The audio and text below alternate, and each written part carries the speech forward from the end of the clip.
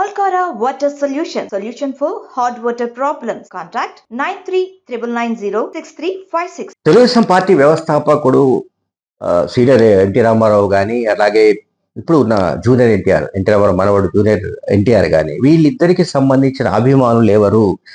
చంద్రబాబు నాయుడు లాంటి మోసగాడికి ఓట్లు వేయొద్దని బుధవారం నాడు మాజీ మంత్రి అట్లాగే YSRCP fire brand Kodali Nani party కార్యకర్తలకు, ప్రజలకు విజ్ఞప్తి చేశారు. ఈసారి కనుక చంద్రబాబు నాయుడు గెలిస్తే, పొరపాటున అధికారంలోకి వస్తే అసలు జూనియర్ ఎన్టీఆర్కు భవిష్యత్తు లేకుండా చేస్తాడని, జూనియర్ ఎన్టీఆర్ను పూర్తిగా రాజకీయాల నుంచి గెంటేస్తాడని కూడా కొడాలి నాని జోస్యం చెప్పేశారు.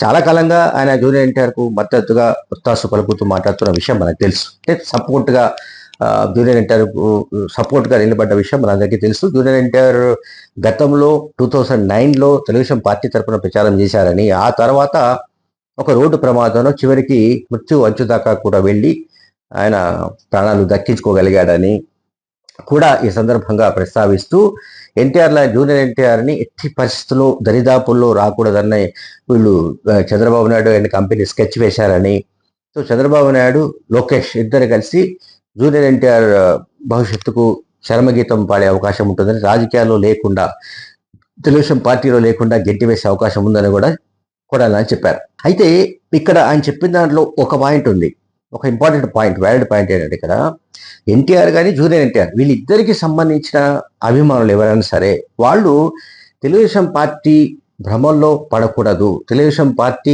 మాయలో చిక్కుకోకండి. మీరు మళ్ళీ చంద్రబాబు నాయుడుకు కనుక ఓటు వేస్తే ఈ ప్రమాదం ఉంది, జూనియర్ ఎన్టీఆర్ లాంటి ఒక వ్యక్తిని తీసి రాజకీయాల నుంచి గెంటి వేస్తారు.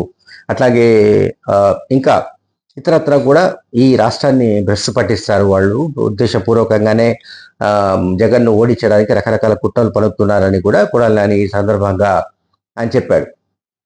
సో చంద్రబాబు నాయుడు ఒక చంద్రముఖి అని, ఆయనను ఈసారి కనుక ఈవీఎంలలో బంధిస్తే ఇక పర్మనెంట్గా అతను బయటికి రావడని కూడా కొడాలని చెప్పేశారు. సో ఇక్కడ ఆయన కొడాలని మాట్లాడిన సారాంశం ఏంటంటే, ఆ ప్రాంతంలో అంటే గుడివాడ కాన్స్టిట్యున్సీలో ఈ ఎన్టీఆర్ జూనియర్ ఎన్టీఆర్ అభిమానులు ఎక్కువగా ఉండే అవకాశం ఉంది.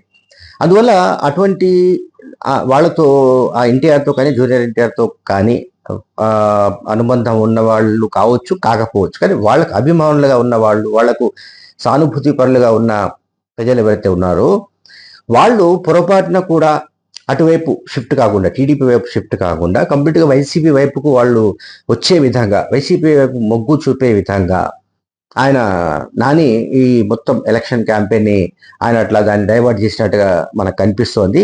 అది ఒక రకంగా మెయింటైన్ అవకాశం కూడా లేకపోలేదు.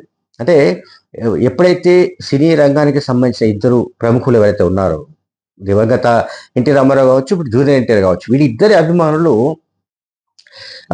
పొరపాటునో గ్రహపాటునో చంద్రబాబు నాయుడు సెలెక్ట్ చేసే అవకాశం ఉంటుంది, టీడీపీని సెలెక్ట్ చేసుకునే అవకాశం ఉంటుంది, టీడీపీకి ఓటు వేసే అవకాశం ఉంటుంది. కనుక వాళ్ళను డిస్కనెక్ట్ చేసే పనిలో కొడాలని ఉన్నట్టుగా మనకు కనిపిస్తోంది. Thank you very much.